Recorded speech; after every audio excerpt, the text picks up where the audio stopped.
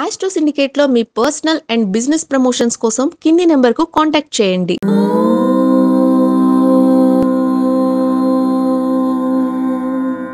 ఓం శ్రీ గురుభ్యో నమః. హరి ఓం. గురుర్బ్రహ్మ గురుర్విష్ణుర్ గురుర్దేవో మహేశ్వర గురు సాక్షాత్ పరబ్రహ్మ తస్మై శ్రీ గురవే నమః. అందరికీ నమస్కారం. కార్తీక మాసంలో దీపారాధన ఉత్సవాలు, కార్తీక మాస వ్రతాలు, అలాగే దీపదానాలు, నదీ స్నానాలు, సముద్ర స్నానాలు, కార్తీక వనభోజనాలుతో పాటుగా గ్రహాల యొక్క మార్పు కూడా మనకి విశేషమైన ఫలితాన్ని కలిగిస్తుంది. ఈ గ్రహ సంచారాన్ని బట్టి మనము కార్తీక మాసంలో చేసుకునేటువంటి దీపము, నైవేద్యము, అలాగే ఏ పదార్థాలు దానం ఇవ్వాలి తెలుసుకునే ప్రయత్నం చేస్తే జన్మజాతకం ఉన్నటువంటి అనేకమైనటువంటి శుభ పరిణామాల్ని మనం పొందుకొని వ్యతిరేక పరిణామాల్ని మనం పారదోలుకునే ప్రయత్నం చేయవచ్చు.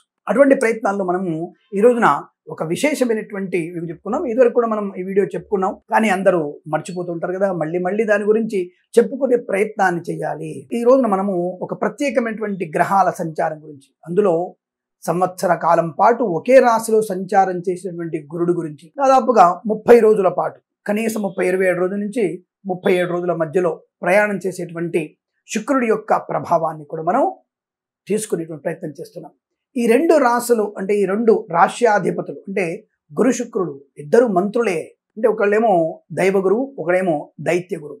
కాబట్టి ఈ రెండు మంత్రులైనటువంటి గురువులు, రెండు గురువులైనటువంటి వాళ్ళు శుక్రాచార్యుడు మరియు బృహస్పతి రెండు కూడా అత్యంత శుభయోగాన్ని కలిగిస్తాయి. కొన్ని కారణాల చేత శుక్రాచార్యుడు దైత్య గురువుగా మారిపోయాడు, దైవ గురువుగా బృహస్పతి గారు ఉంటున్నారు.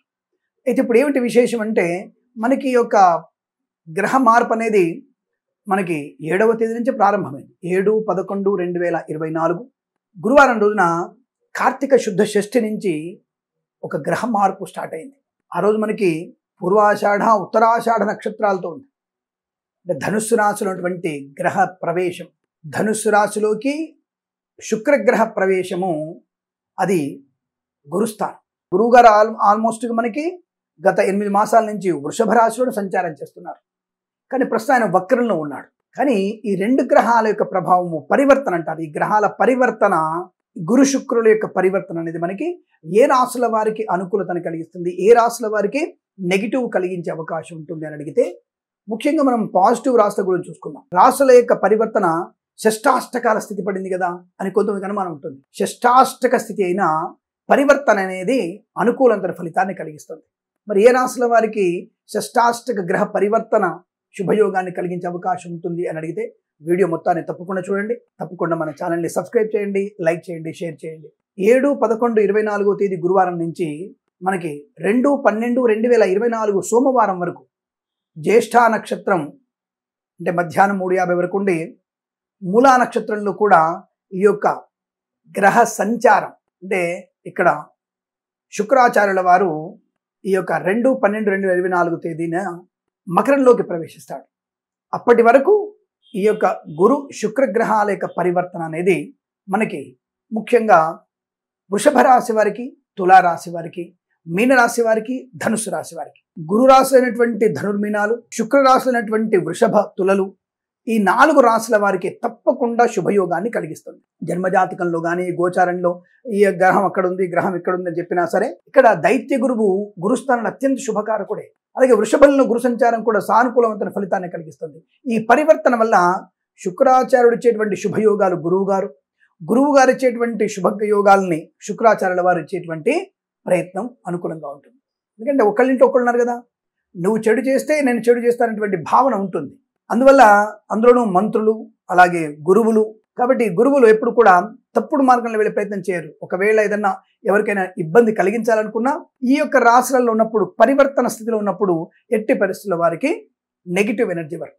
అలాగే ఇక్కడ ఒక ముఖ్యమైన విషయము, శుక్రుడి మిత్రరాశి అయినటువంటి సంచారంలో కూడా మకర కుంభాల్లో కూడా శుభయోగాన్ని కలిగిస్తాడు. అందుకు శుక్రాచార్యుడికి మిత్రస్థానాలు కదా మకర కుంభాలు, వాళ్ళకి శుభాన్ని కలిగిస్తాడు.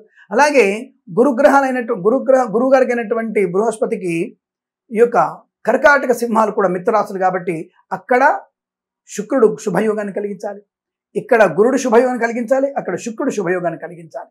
కాబట్టి తప్పకుండా ఇప్పుడు 8 రాశుల వారికి శుభయోగాలు ఉన్నాయి. ఇక మిగిలింది ఏమిటయ్యా అంటే మిథునము, కన్య, మేష వృశ్చిక రాశి వారికి, మేష వృశ్చిక రాశి వారికి గురుడు అత్యంత శుభకారకుడు.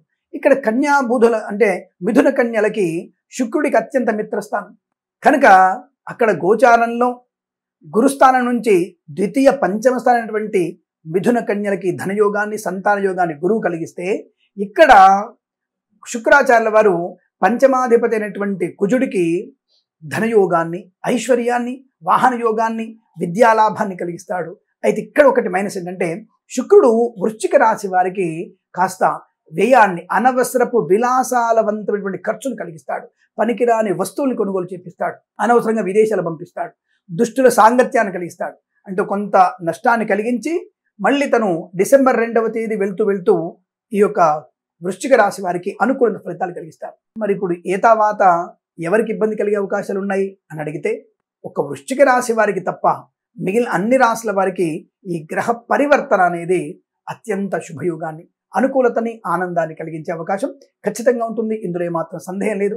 7-11-24 నుంచి 2-12-24 మధ్యలో తప్పకుండా పూర్వాషాఢ, ఉత్తరాషాఢ, జ్యేష్ఠ, మూలా నక్షత్రాల వారు తప్పకుండా ఈ కార్తీక మాసంలో మీరు నక్షత్ర దీపం అని ఉంటుంది. నక్షత్ర దీపం అంటే 27 ఒత్తులు వేసి నక్షత్ర దీపాన్ని దానం చేయండి. జ్యేష్ఠ, మూల నక్షత్రం, పూర్వాషాఢ, ఉత్తరాషాఢ నక్షత్రాల వారు తప్పనిసరిగా ఈ నక్షత్రాల వారు గుర్తుపెట్టుకోండి, ఖచ్చితంగా మీకు శుభం కలిగిస్తుంది.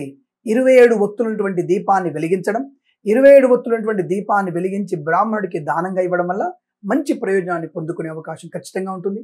ఇటువంటి గ్రహ పరివర్తన మనకి శుభయోగాన్ని, ఆనందాన్ని కలిగించే అవకాశం ఎక్కువ కనబడుతున్నాయి. తప్పకుండా ఇటువంటి అనేక విషయాల గురించి మన ఛానల్ని సబ్స్క్రైబ్ చేయండి, లైక్ చేయండి, షేర్ చేయండి కోరుకుంటూ సర్వే జన సుఖినో భవంతు. ప్రేమతో మీ కిరణ్ శర్మ.